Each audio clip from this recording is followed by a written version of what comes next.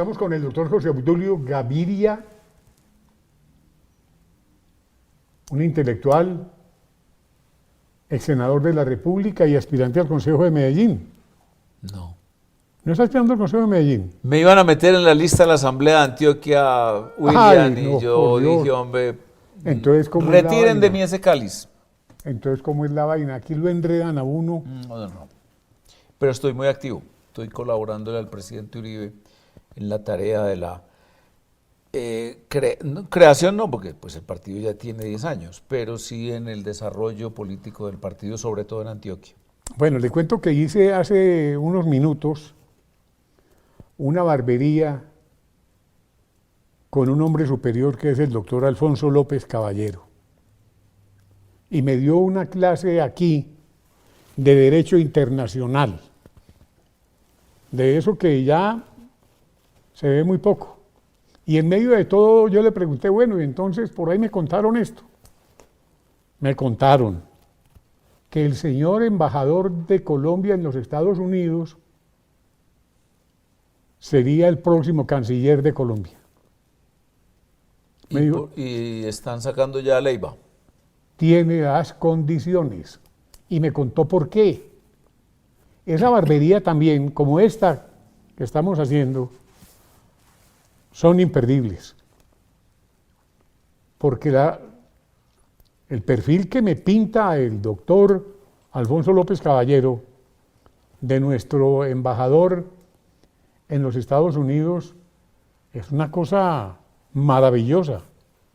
Formado profesionalmente en el país donde Alfonso López Caballero fue muchos años embajador. También. Él fue embajador en Rusia. El actual embajador en los Estados Unidos fue estudiante no en Rusia, sino en la Unión Soviética, que son dos conceptos sumamente diferentes. Bueno.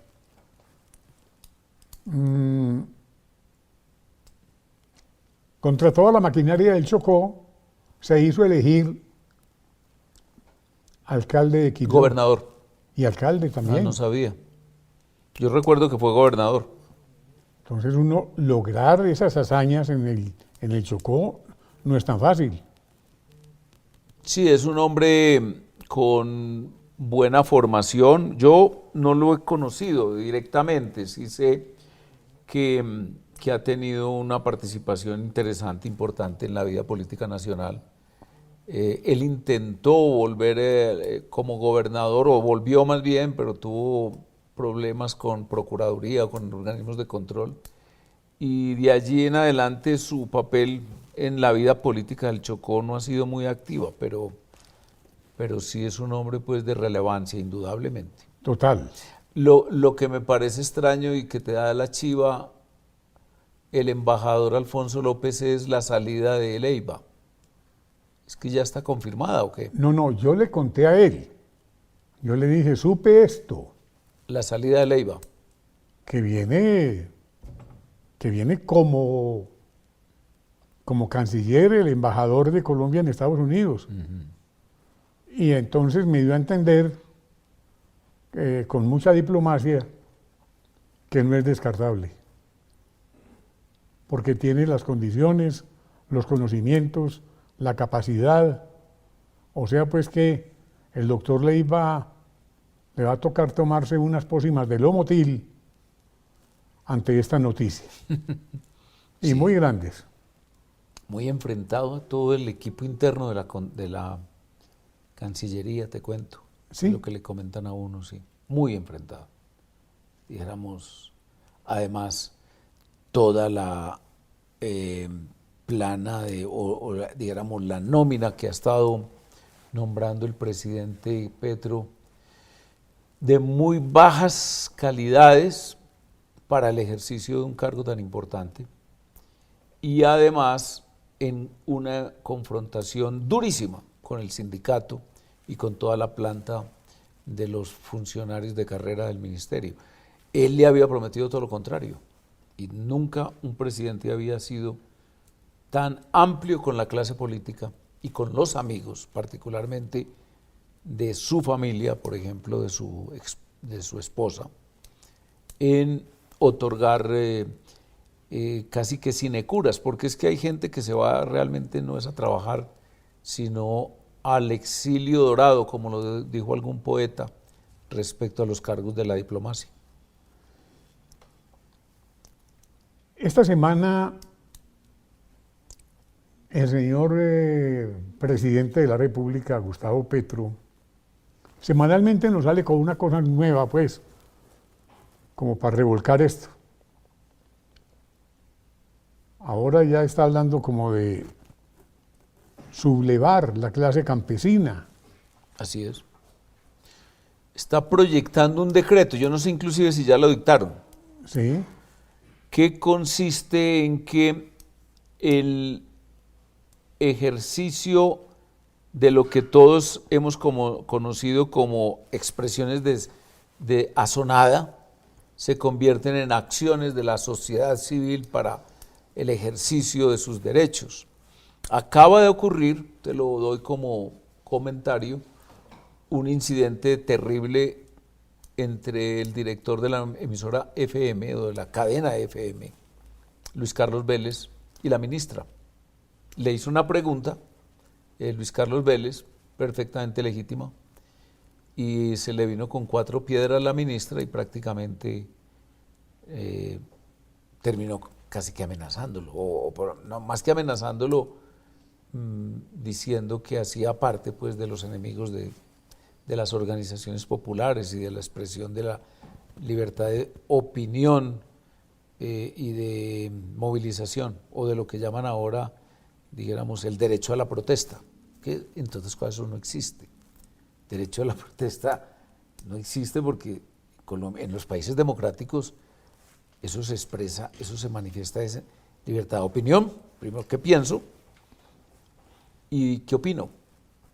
Y la regulación es simplemente que usted no ofenda a los demás, o sea, que usted no daña a los demás con su libertad de expresión, por ejemplo, con calumnia o injuria, o con su libertad de movilización, por ejemplo, impidiendo el tránsito de los otros.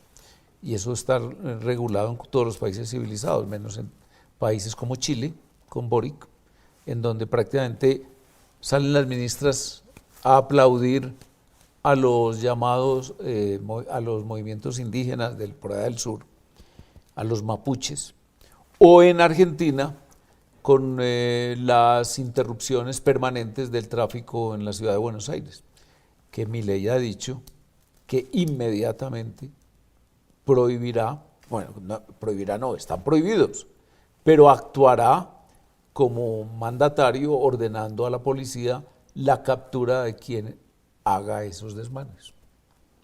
O sea que es mi ley. Que Por la encima ley, de todo. la ley, No no la ley, sino, no mi ley, sino la ley. No, porque es que esto tiene que ser así. Es que él lo dice, vea, yo estoy siguiendo casi como una especie de curso de expresión política y de retórica política a Milei, y se lo recomiendo a todos los televidentes. Porque, en primer lugar, él es un genio, no como los Asperger ahora nuevos de Colombia.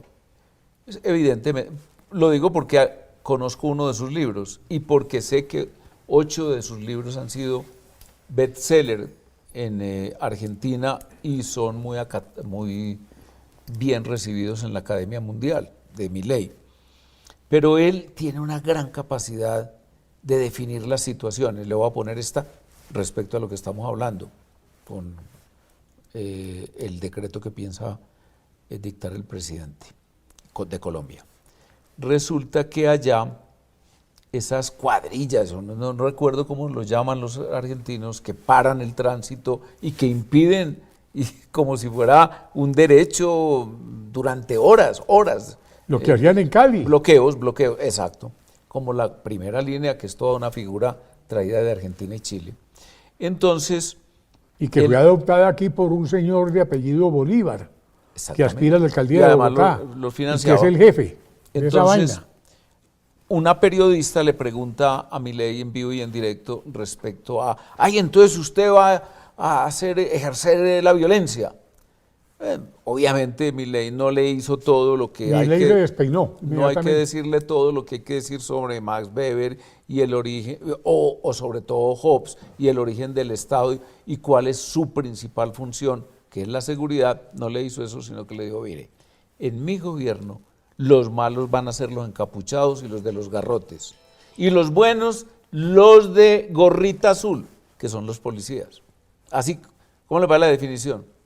Entonces yo estoy muy esperanzado en que ese discurso y esa pedagogía fundada en filosofía política y sobre todo en economía, en toda la escuela austríaca, permee a la intelectualidad latinoamericana que hoy está imbuida de las ideas del estatismo, del socialismo, del colectivismo y de lo que Milei llama el zafaronismo, que es una corriente de juristas argentinos que están en todo el mundo, pero que allá tuvieron una expresión muy nítida y además brillante.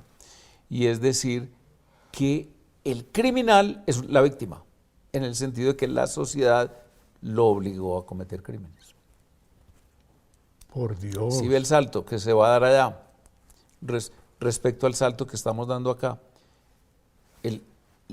uno de los documentos políticos que yo más aprecio en todos los documentos que he oído y leído, porque documento no es solamente lo que uno lee, sino también lo que uno oye, por ejemplo, este programa es un documento, es la entrevista que le hizo la nena Arrázola al hermano del presidente. Eso es carne pulpa, da corte por todos los lados y de una frescura y de una frescura, sí, yo creo que, y además sabrosura enorme. Por ejemplo, este hombre contarnos de una manera tan cruda y tan sencilla y además tan ingenua que él se fue a las cárceles a hacer acuerdos a los Zaffaroni con los criminales buenos para combatir la desigualdad, para lograr que el presidente Petro fuera elegido, para lograr que ellos se rediman, tengan sus capitales, salgan a la cárcel. Y lo dice con una tranquilidad. Y además dice quién es el instrumento. Yo llevé a las cárceles a mi amigo, se refería o se refiere al alto comisionado de paz, y además lo presenta como el que está poniendo en marcha el acuerdo, ese acuerdo de la picota. ¿Y cómo te parece, William? Yo estoy viviendo en Medellín, prácticamente vengo acá a Bogotá solamente cuando me invita William. Y entonces, gracias.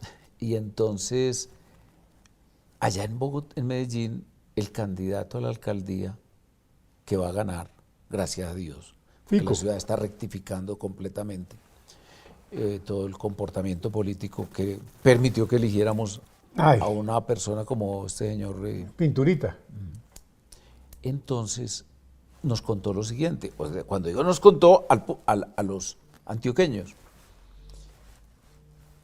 ese pacto, ese acuerdo de la picota ha tenido desarrollos como que todos los capos de las mafias antioqueñas, dijéramos los que controlan las comunas, ciertos comercios ilegales, supongo yo que la droga, etcétera, etcétera, los trasladaron a todos a la cárcel de Itagüí.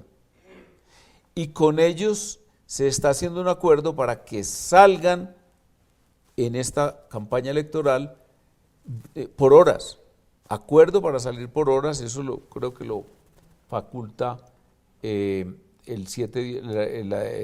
ley 718 y sus desarrollos al alto comisionado para que hagan una labor de acercamiento social. Todos los eufemismos que se dicen para que los criminales entren en la actividad política. Lo cuenta él, el futuro alcalde. Y el periódico El Colombiano nos hizo una infografía bien hecha, con persona por persona, su alias, su edad y todo lo demás, y cómo eso va dirigido a lograr que el actual alcalde de Bogotá, de Medellín, aliado del presidente Petro, yo creo que el principal aliado del presidente Petro, mantenga la alcaldía en manos de uno de sus válidos o áulicos, que es un primo de su esposa, No, esto es un señor Upegui. un señor Upegui. No, esto es una tristeza. Es una tristeza si fuéramos a perder, pero Medellín reaccionó. Bueno, Es indudable y Cali está reaccionando.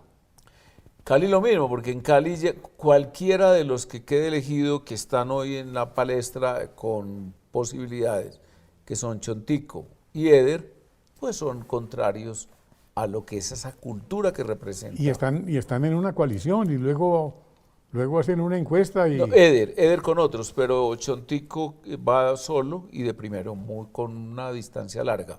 No tanta como la de Char o no tanta como la de Federico. O sea pero que sí, usted ve a Chontico bien. yo creo que es elegido. Nosotros lo conocimos, él fue ese senador, no sé si recordás eso. No, Él reemplazó la licencia de Sofía Gaviria. ya. Y entonces ahí yo yo lo había conocido en las campañas anteriores, pero tuve oportunidad de interactuar con él, un hombre preparado, capaz, un hombre con, dijéramos, formación política, dijéramos, convencional, pero con sentido de la administración pública, yo creo que le va a ir bien. Y allá ahí también se está dando un fenómeno interesante. Tulio Gómez podría derrotar A Dilian. a Dilian, podría llegar a ocurrir. No tan posible, pero sí podría. Tulio Gómez lo conocí en la Cuchilla del Salado en Manizales. Él era conservador. La familia de él, yepista. Ya llegaba yo con el doctor Rodrigo Marín Bernal, saludamos la gente y ahí estaba. Era muy joven, supongo yo. Sí, claro. Tulio es un gran empresario, ante todo, es un gran organizador, yo lo Total. conozco muy bien y doy este testimonio. Un gran amigo de él, y más que amigo, diéramos una persona con la que él hizo una gran alianza para sacar de la pobreza a sectores muy importantes de las comunidades negras del norte del Cauca. En buena parte son hoy clase media, tienen cultivos de mucha cosa procesadas, además las venden procesadas, son criadores de pollos, etcétera, etcétera, todas estas familias que yo conocí, en buena parte porque las empresas de Tulio, Superinter, les garantizaron que si su producción era buena, porque no era tampoco comprar cualquier cosa mal producida y mal empacada, etcétera, si su producción era buena, tenían la garantía de que se les recibía el producto a buen precio.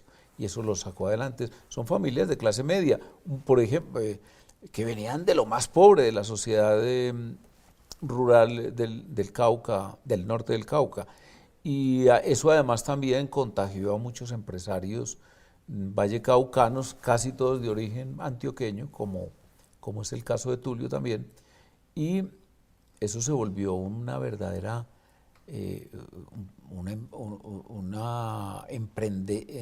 emprendedurismo, podría decirse, y una calificación de muchas familias que los sacó de la pobreza y los tiene hoy muy prósperos. El hombre que más conoce el tema del Valle del Cauca y del Cauca es Luis Fidel Moreno Rumié. No sé si usted lo conoce.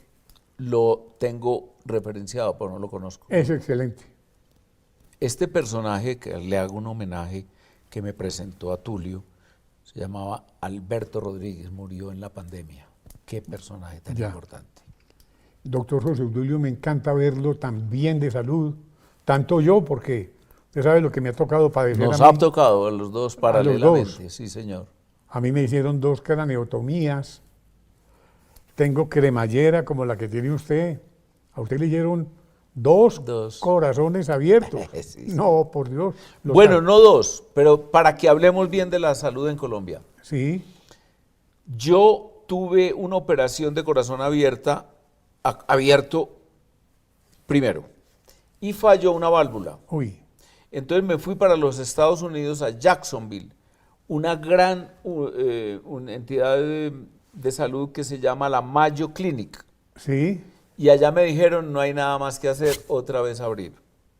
Entonces yo llamé a mi cardióloga y le dije, ¿usted conoce al doctor Juan Pablo el de la clínica cardioinfantil, Umaña. Me dijo, claro, muy amigo mío, y lo llamó. Y entonces, oiga la respuesta. No se haga operar allá, dígale que venga. Eso fue un viernes y el lunes yo estaba en el hospital cardioinfantil y me dijo José Obdulio, los médicos de los Estados Unidos, él fue un gran médico en Houston, tienen toda la razón, pero hay una técnica que estamos comenzando a aplicar que es intercostal. En ese caso no te tendríamos que abrir, y usted sabe lo que es abrir, porque es el esternón y eso tiene unos efectos dramáticos en el cuerpo. Y entonces yo fui paciente del doctor Juan Pablo, me hizo la operación intercostal, la estaban prácticamente inventando en ese momento y me evité esa segunda. Bendito sea Dios. Y lo necesitamos. Colombia, un médico con el sistema de la salud que el presidente Petro quiere acabar. Y el libro de Bolívar, que usted nos comentó.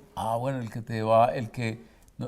yo estoy esperando con mucho entusiasmo un gran libro que está escribiendo ese gran amigo Luis Alfredo Ramos. Luis Alfredo Ramos, un hombre que es un gran administrador de la cosa pública, y usted sí pero es un hombre intelectual. Y usted sí conoce de libros.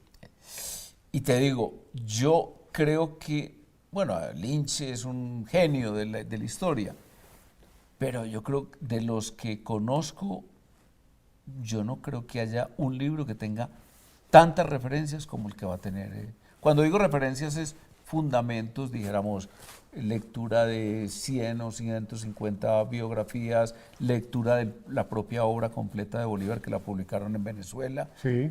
Tiene prácticamente, yo me considero no experto, aficionado. Y cuando me puse a hablar con él, me encantó saber que era un hombre que no había leído solo lo que yo había leído, sino mucho más. Y eso lo está trasladando a su libro, que va a ser un gran como el bestseller. último libro que sacó el doctor Jesús Vallejo Mejía, Fundamentos de Derecho Constitucional. El grande de Antioquia. Eso, el grande de Antioquia. Me llegó esta semana. Es espectacular. Y es un hombre que no se cansa de trabajar, a pesar también de que comparte dolencias con nosotros. Todas. Doctor José Obdulio, saludos a su familia. Muchísimas gracias, igualmente, William. Me ha encantado acompañarte. Gracias por venir de Medellín aquí, exclusivamente a este programa. Sí, señor. Lo hice Hoy tuvimos al grande Alfonso López Caballero y a usted. En el ventilador, y a que se acuerden todos que hay que ponerle el like. Claro. Y que acuerden que hay que suscribirse, porque esto es un esfuerzo que hacemos. Yo cuando digo hacemos, porque yo también tengo programa en el ventilador, sí, con todo el entusiasmo, queremos es que se conozcan los puntos de vista. Y que se lean La Linterna Azul. Exacto. Muy la bien. de José Alvear Sanín. Qué buena, es una fuente de información y de pensamiento extraordinaria. Tan querido. Gracias, señor. William, honor. Gracias.